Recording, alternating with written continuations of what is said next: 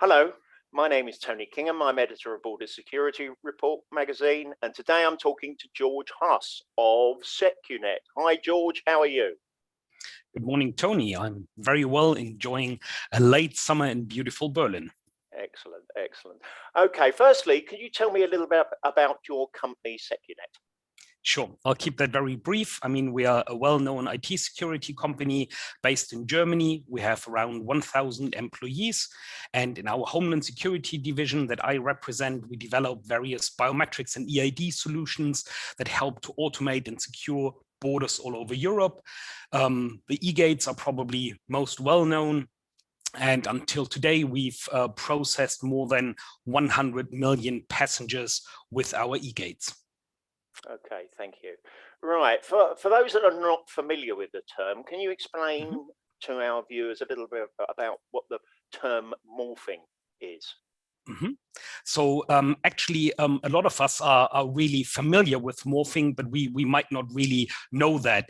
If you recall that very famous Michael Jackson music video, Black or White, that basically showed morphing at its best. So morphing is basically a technique which usually involves a computer, and it makes an image appear to change shape or change into something else, but without the individual changes being noticeable in the process. So, but we are now talking about more border control and ID documents, and there morphing refers to the fusing of two, or interestingly enough, more face images to one synthetic face image that then contains the characteristics of the faces as all the individuals whose face images have been morphed.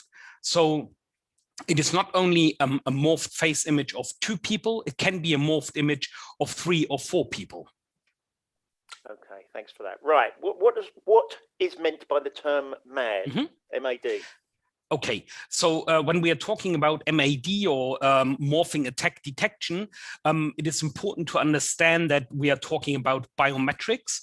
And in general, biometrics refer to the automated recognition of individuals based either on their biological or behavioral characteristics. So face, for example. And you have a very strong and especially a unique link between the individual and the biometrics. And this is also the reason why that biometric systems, especially in border control, have become quite popular. There you have a situation where you want to identify an individual or verify a claimed identity, but you also have that when people apply for ID documents. But if you're talking about face recognition, those systems are vulnerable with regards to the unique link I mentioned before. And if you think about a typical scenario where people apply for an ID document in Europe, very often you will have the situation that people can bring in their application form and an image, a facial image, printed like a photo. And this photo could very well be a morphed photo, a morphed image. And in reality, we really believe that there are a number of ID documents already in circulation that contain morphed face images. And these ID documents with morphed face image then can be used to cross borders by people who pretend to be a bona fide citizen, but in reality are not. And this is a morphing attack. And this is, from my personal point of view, a threat not only to our ID systems and border control systems, but to our society in general. What you need is morphing attack detection to prevent such morphing attacks. So not only at border control, but as early as in the application process as possible.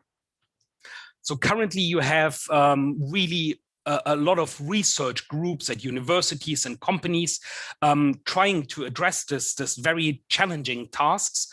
And our scientists and engineers are heavily involved in this research to actually tackle the issue of morphing attacks by deploying and developing morphing attack detection solutions. Okay, so what is more specifically secunet's approach to this problem? Okay, so if you talk about morphing attack detection, there are different ways of tackling the issue, and of course you try to avoid morphed images ending up in ID documents. But at the later stage, where you are confronted with ID documents and they might contain morphed face images, you need to have an algorithm in place that actually checks those images. And the idea is you check the images in an ID document against a trusted live image that you, for example, capture in an e-gate or at a border control station. And you check for traces that every morphing process leaves in the image. So if you talk about such a solution, you add an additional security layer to a system. And this is very important. It is really just an additional security layer you add. It is not replacing border control. It is just something that is helping the border guard. And we really believe this is important, not only to test that in your own environment and say, hey, that is a great solution. You have NIST, and there's something that is called FRVT, the Face Recognition Vendor Test. It's an ongoing test, and they have a special category called Morph. And we, as well as other research organizations and company, provide the algorithms to NIST. And NIST then basically runs tests, and we are pretty satisfied with the results that we've received with our, or achieved with our algorithm. But we are already developing the next generation of that morphing attack detection algorithm. And we've also run a small scale pilot at a border control in Europe, because in addition to the data in the laboratory, you also need real life data from border control. Okay, fantastic. That was very, very informative. Thank you, George, for your time. You're most welcome. Take care. Go ahead. Yeah.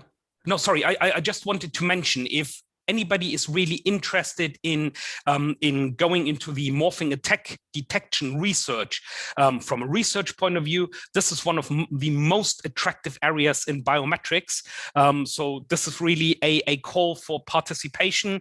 If you are out there, if you are interested in morphing attack detection, there is room and work for a lot of people. Excellent, excellent. Thank you. Well, thank you, George. Take care. And goodbye. Thank you. You're most welcome. Have a wonderful day. Goodbye.